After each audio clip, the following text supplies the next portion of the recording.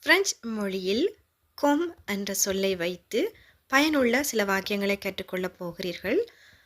உன்னுடைய விருப்பம் போல, comme tu veux, comme tu veux, comme tu veux. உங்களுடைய விருப்பம் போல என்று கூறுவதானால் comme vous voulez, comme vous voulez, comme vous voulez. வழக்கம் போல comme d'habitude, comme d'habitude.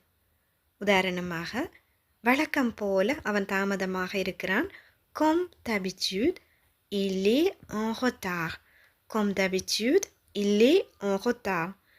Comme toujours, எப்போதும் போல. Comme toujours, எப்போதும் போல. Comme toi, உன்னை போல. Comme toi, j'aime voyager.